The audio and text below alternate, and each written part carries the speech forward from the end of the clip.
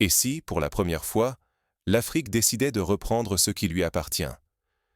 Des leaders venus de tout le continent, rejoints par des voix de la diaspora, convergent aujourd'hui vers Ouagadougou. Au centre, le capitaine Ibrahim Traoré, symbole d'une génération décidée à défier l'ordre établi. L'objectif n'est plus seulement politique, il est économique. Libérer l'Afrique de la dépendance, unifier ses voix, reprendre la main sur ses ressources longtemps pillées. Une unité panafricaine renaît sous nos yeux. Mais rien n'est gagné. Si cette occasion historique est manquée, le continent restera vulnérable et divisé, prisonnier des frontières héritées de la conférence de Berlin. Le choix est clair, unité ou stagnation.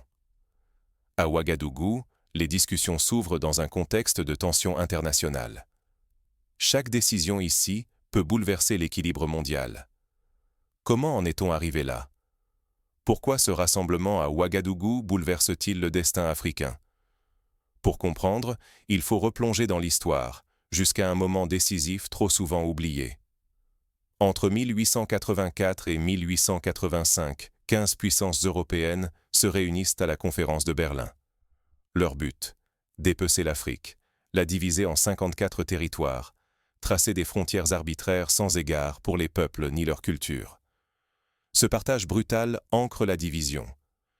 Durant des décennies, les nations africaines restent enfermées derrière ces lignes imposées, rarement alliées, souvent opposées. Chaque espoir d'unité se heurte à cet héritage toxique, à la méfiance attisée par les intérêts étrangers. La diaspora, longtemps séparée du continent, paraît déconnectée des luttes quotidiennes. Le fossé semble infranchissable. Oublier ce passé, c'est condamner l'Afrique à voir son potentiel gaspillé et manquer la reconquête de sa souveraineté. Mais aujourd'hui, à Ouagadougou, tout change. Un souffle nouveau s'élève. L'histoire retient son souffle. À la tête du mouvement, le capitaine Traoré incarne un nouvel espoir. Autour de lui, leaders africains et membres de la diaspora s'apprêtent à défier l'ordre hérité de Berlin. Quels obstacles entravent encore l'émancipation réelle de l'Afrique? À Ouagadougou, la tension est palpable. Des figures majeures du panafricanisme convergent, déterminées à rompre avec le passé. Jacob Zuma, Dr Kanachi Omborikawa, Joshua Mponga, Professeur Pierrol Momba, Dr Homer Johnson et d'autres répondent à l'appel, mus par l'urgence de réinventer le destin africain. Au centre de cette dynamique, le capitaine Traoré, jeune chef révolutionnaire, électrise la foule. Il affirme « L'Afrique doit s'unir, dépasser les fractures et reprendre la main sur son avenir ». Son discours rallume l'espoir d'une unité concrète, où les rêves collectifs deviennent des plans d'action. Les enjeux sont énormes. Pour la première fois, des membres de la diaspora pourraient recevoir la citoyenneté burkinabé, renouant avec leurs racines. Mais l'ambition est plus vaste.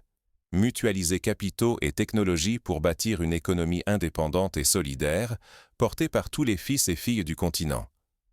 Le doute subsiste. Peut-on surmonter des décennies de rivalité, de blessures coloniales? La solidarité entre Africains et diaspora peut-elle résister au poids du passé? Le risque est réel.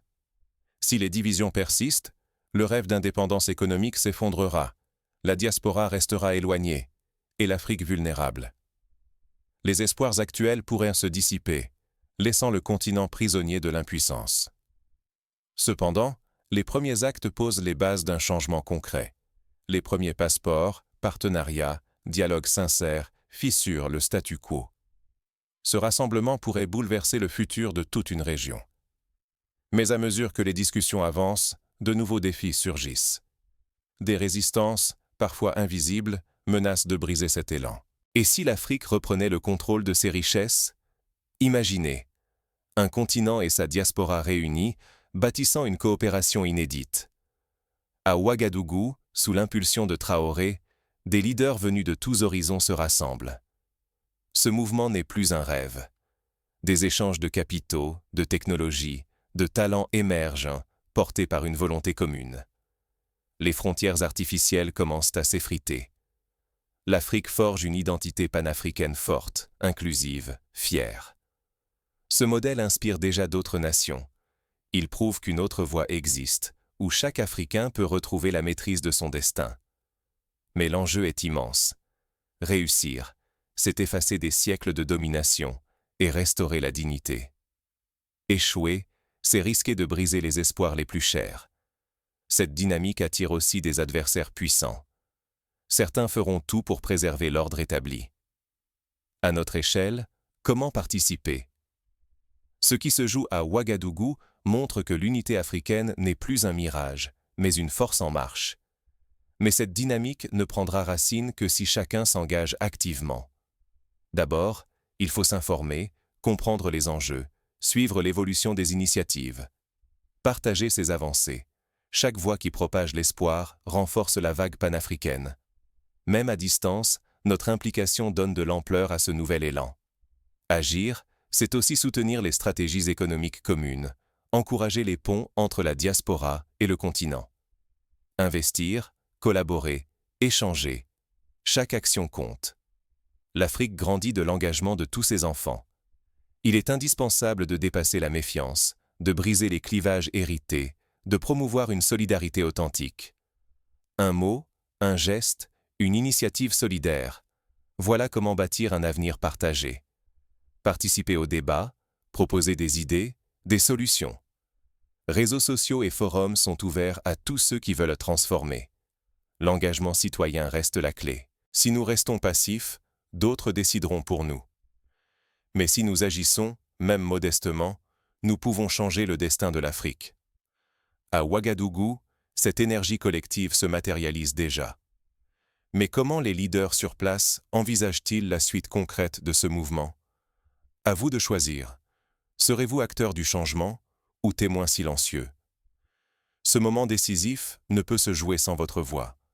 Chaque mot, chaque partage, chaque discussion peut infléchir le destin du continent. Aujourd'hui, l'Afrique refuse d'attendre. De Ouagadougou jusqu'aux communautés de la diaspora, une force d'unité inédite prend forme. Les frontières héritées de la conférence de Berlin, il y a plus d'un siècle, sont défiées par la volonté de femmes et d'hommes décidés à reprendre le contrôle de leurs ressources. L'indépendance économique ne sera jamais offerte. Elle se bâtit avec courage, idées et action. Vos choix, vos paroles, en ligne, en famille, dans vos quartiers, sont décisifs. L'indifférence, elle, sert ceux qui redoutent ce réveil. Le monde observe, souvent perplexe, la montée de cette solidarité panafricaine. Mais tout se joue ici et maintenant. Transmettre ce message, débattre, s'engager, c'est écrire une nouvelle page de l'histoire africaine. Ne laissez pas l'avenir se décider sans vous. Rejoignez le débat. Exprimez-vous. Partagez cette vidéo. Questionnez vos proches. L'avenir du continent commence par votre choix.